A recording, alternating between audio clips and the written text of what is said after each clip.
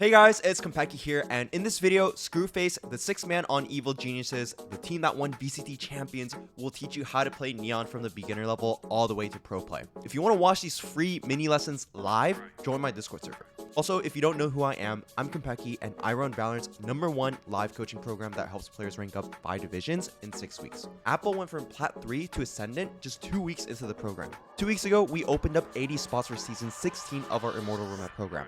Only 36 spots remain, and probably less by the time this video goes out.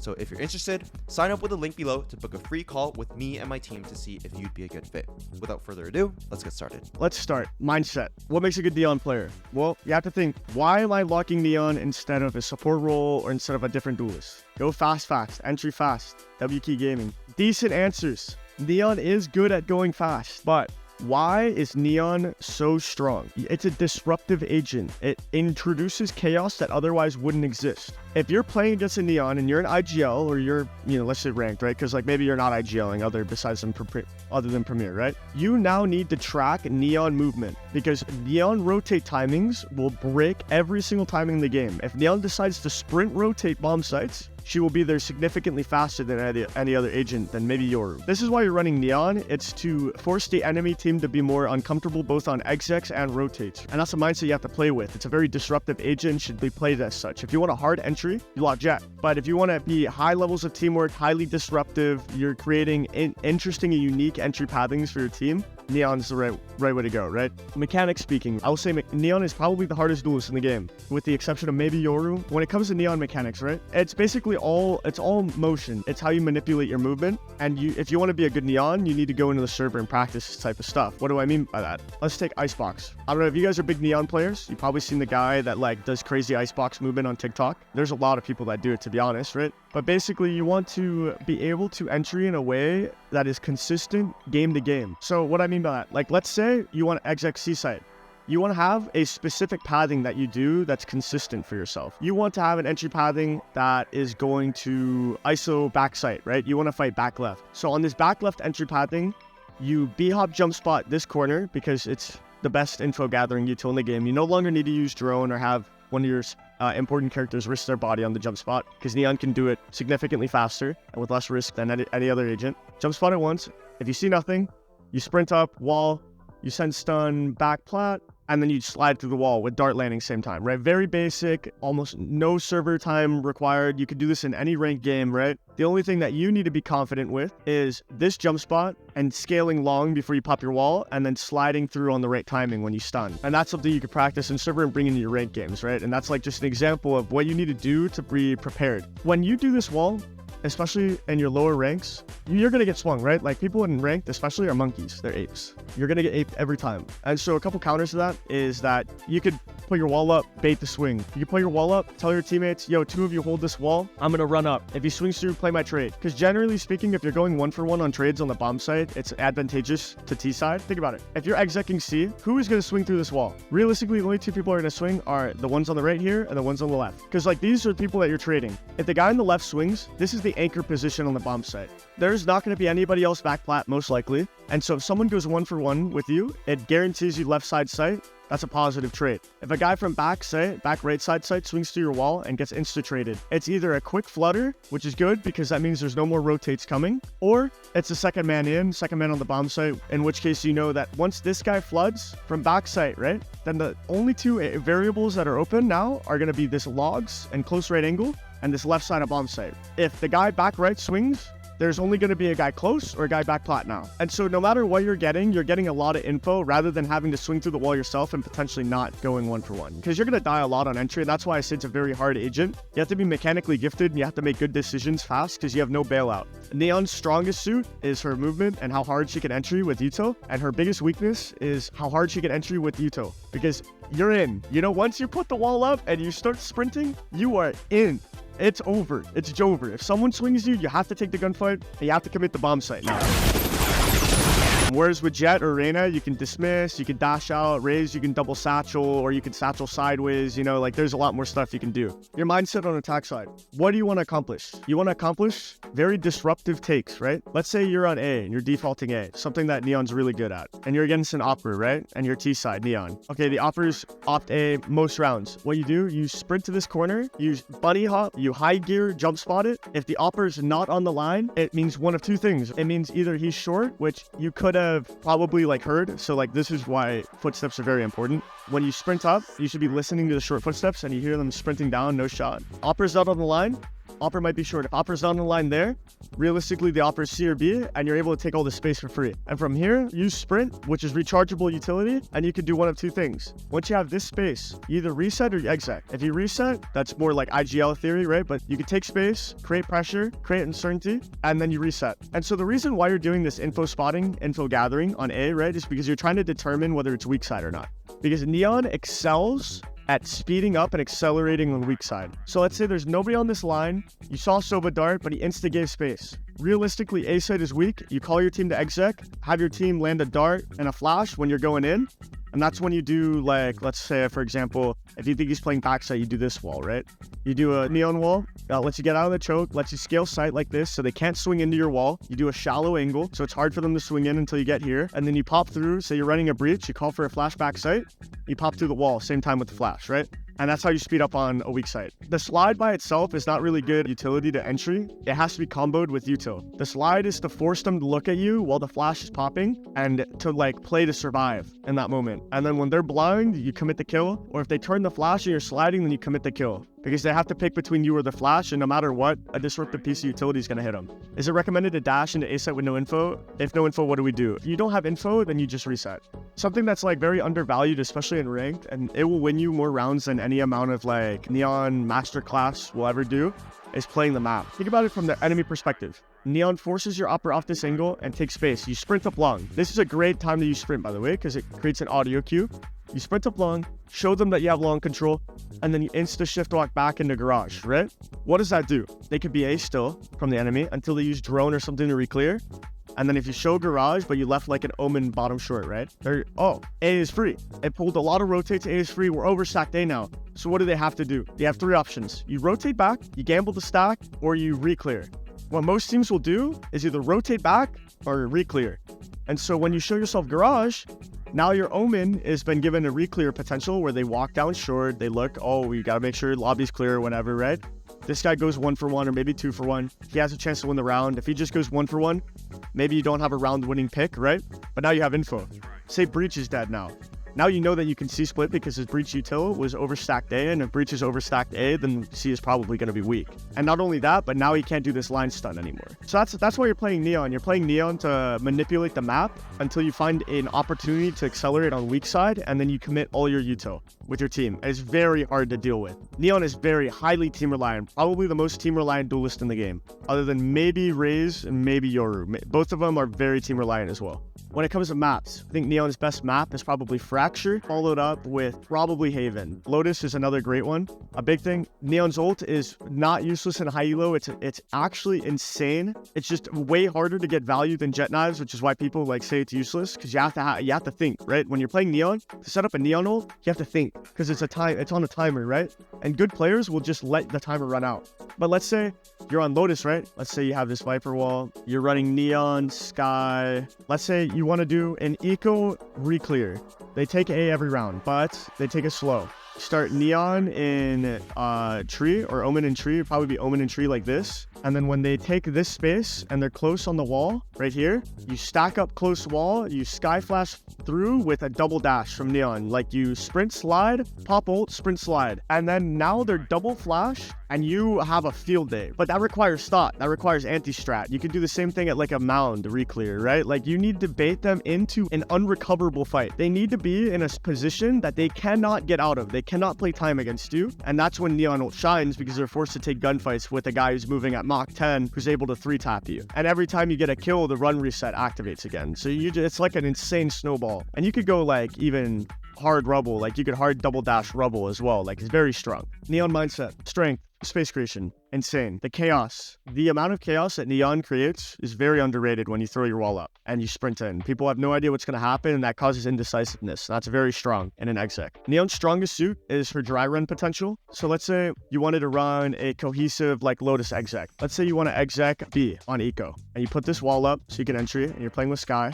You play like this. You sprint into this wall, get ready to slide into C-Link, and you're going to have a Sky flash that you've pre-planned pop right here through the wall. And you're going to slide into this corner as the flash pops. Like, that's the strength of Neon, but that requires dry running, and that requires a good duo if you want to abuse that in ranked, where you use a specific wall that you know the end goal of the wall, and your duo or whoever your setup util is knows the end goal of the wall as well and enables whatever play you want at the end. I would say like a big weaknesses of Neon: team-centric, hard to play. You have to server time the util, right? It requires dedication to learn this agent. And you have to server time entry pathing. You need to pick out how you want to entry sites before you go into ranked so that you are confident in the angles that you have to duel. And not only that, but so you can explain what util you need to give, what util comms you need to give to your team so that the util you need is there. So like, let's say on Haven, you're playing a Breach, or on Lotus, you're playing with the Sky. You need to be able to comm like, I need this exact flash so I can do this to them. And the only way you know that is if you've done it a bunch of times beforehand. Basic Neon mechanics. I would probably say the only real basic Neon mechanic that is an absolute must is the ability to jump spot angles effectively, either by doing the 180 jump spot, in which you turn a full circle while you're doing a jump spot, or doing the standard jump spot at full speed. It's the best info util you get against an opper. It's very strong, but you need to be able to do tight jump spots in order to not get punished on that. And besides that, that and stuns are the two mechanics that you need to like understand really well and you need to practice. Besides that, there's no other real like crazy Neon mechanics. Everything is movement, whether it's jump spotting or keeping momentum when you're B-hopping through window. You need to be able to play every map like it's KZ. Advanced mechanics. The only real advanced mechanic that you need to understand for Neon is the ult slide cancel. It's kind of like the Raze double satchel pop rocket like animation cancel. Just pop your high gear. You commit first dash, whether it's off a jump spot or a 180 or whatever it is. And then you insta pop ult and you insta slide in a predetermined direction that's like very different. So what I mean by that, if you slide in C and you want to clear close here on a retake, you do your jump, you jump in, you slide this way, and then you slide this way. And it makes it very chaotic for people to track you with their mouse, right? Like if someone's here and he sees you slide, you're breaking crosshair placement constantly. And to do that, it takes a little bit of practice. Now, when you're on attack, generally speaking, you want to play the early round. You should break rounds out into stages. Let's say you want to default, your team doesn't want to exec. First stage of the round, you're almost always going to be an info gatherer. And so you do your jump spots, you try to find whether he's, if you want the orb C, jump spot this, no op, you grab orb, you jump spot this, no op, you know.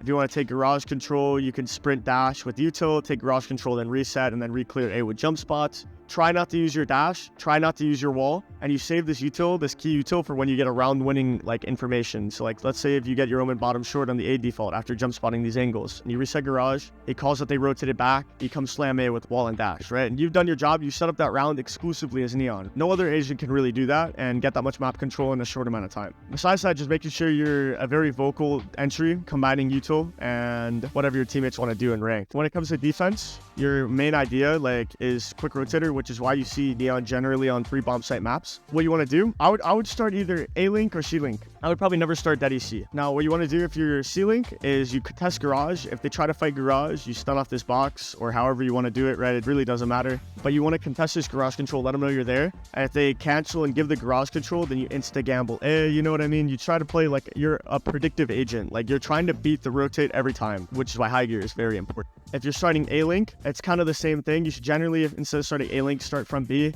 Look to break the Killjoy turret, shift walk back, and then rotate off information. If you're starting A, you could do long or short. If you're doing long, generally, you want to claim the territory. You want to combine dart or breach stun with your own stun. Let's say you have a Sova instead of a breach. You have a rank comp. You stun this wall, it stuns this wall and this, and you play close with your Sova playing a deep angle, and you have a third guy bottom short playing a crossfire off of you. So you know what I'm saying? Like you're using utility to claim early space, and then if they give that space, then you should either push through or rotate, right? Because again, you beat them on the rotate every single time. That's something you should play for. What's the best team comp with Neon?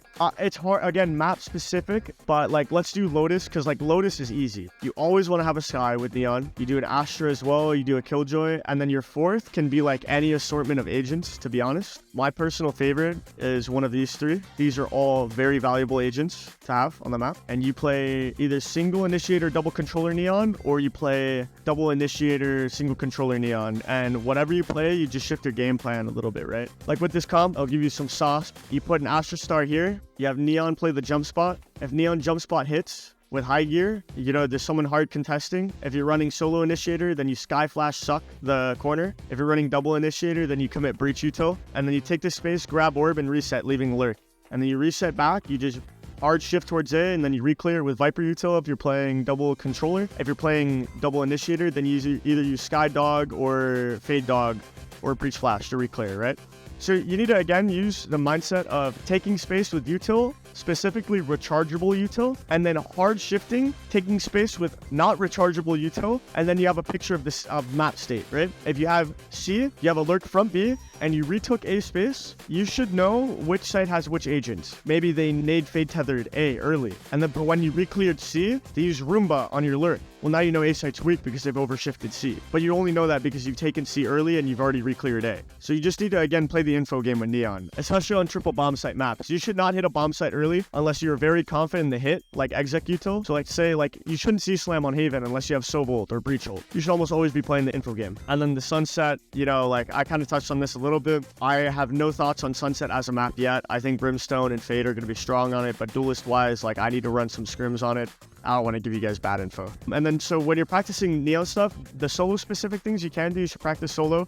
And then you bring it to scrims. So say like you have a really nice rollout on Lotus. Your B exec is fire that you like run through in server time. You like love B hopping up this and pushing heaven with slide. Doesn't matter, right? Neon's a very diverse agent. You can do literally whatever you want on it, whatever you feel comfortable. Then you bring that to scrims and you're like, yo, I'm running breach comp. Yo, breach, I'm going to go eco with my finger gun. We're going to fly out B. I'm going to do this wall. I'm going to B hop through it. And then I'm going to get a sky flash out of the wall. And with that sky flash, I'm going to hard chow ceiling for us. And then I'm going to scale heaven. And then I want you to stun this heaven line for me. Like just have that prepped. And I'm going to slide into heaven. You just how to do unpredictable neon B hopping. There's no such thing as really unpredictable neon B hopping. Like, you know, your grumpies and whatever, like doing some crazy on TikTok. Oh my God, he broke everybody's ankles. Like that doesn't exist. He's cherry picking clips and there's no flame. There's no flame, right? But when you're cherry picking clips like that, it can put a false impression on what's viable on Neon. And I guarantee you when he's doing this, he's dying 70-80% of the time.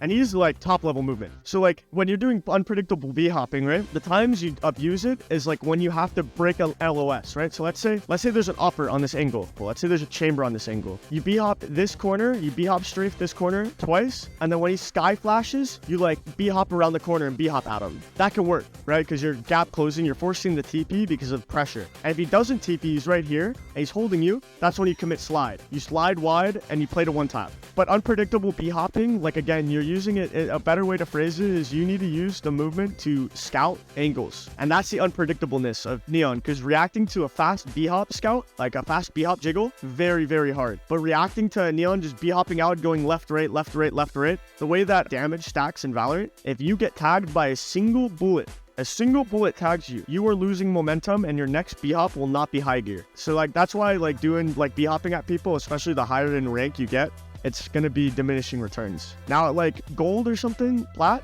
you can let that rip and maybe someone whiffs really hard, you get a clip for the ages. But the better people are at aiming and shooting, the harder it's going to be to get away with that. Is Neon heavily reliant on initiators and why? Yes, Neon is heavily reliant on initiators because her utility allows her to gap close, but she needs hard CC to land on the enemies in order to like be unpunished with her entries. Let's say you're entering C. What do you think is going to happen if you double B-hop, slide, back bend, but there's a guy just sitting right here? It's Jover. I can tell you what's going to happen. If the guy has hands and eyes, it's Jover. So what you need to do is you need to call your breach to stun this angle for you from mound, and that's how you punish, right? If you have this stun landing or you have your own stuns, that's when you get really good value out of Neon. Or if you have him flash this corner and then you slide peek with the flash, it's a whole different ball game. Very strong in combination. Whereas, and the reason why I say Raze is better if you need a master one, because like you just do your own thing. You get the same flash, but you throw a nade off this corner, so backside is completely blown up, and then you double satchel to the same angle. And you get the same angle with less risk and more chance for kills with util. Almost on every single metric in a ranked environment, Raze is going to outperform.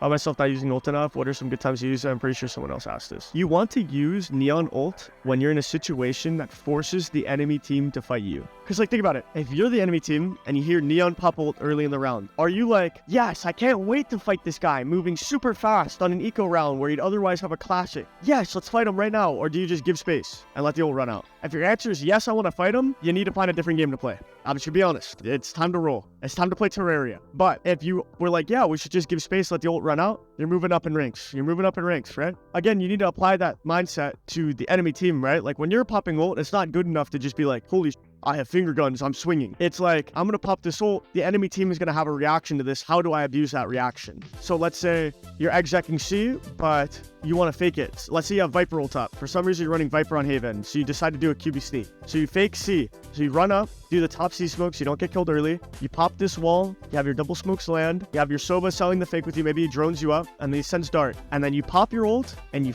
send it. And you just go to kill as many people as possible. And if they try to get off the site, you chase them. You probably can convert a kill, right? They can't get off because you're popping. If they stay on the site, you try to kill them and clean house. And meanwhile, your team just walks up short, plants, and now you have a Viper ult eco round. So, like, you just have to, like, think of Neon ult as a high-intensity, explosive ability that you should set up beforehand. Also, I think that was, like, pretty much the last slide. I can't lie, it was not my most structured coaching lesson I've ever done, but I hope I was able to shed some insight on how to play Neon and how to view Neon as an agent, especially at the professional level. If you guys want, like, I'm the GOAT, I'm gonna carry, I'm him agent, Neon is not your thing. Like, you can make that work, especially if you're highly talented at the agent, but it's a team reliant agent, and you're better off playing Reyna, Raze, Jet to abuse your own mechanics.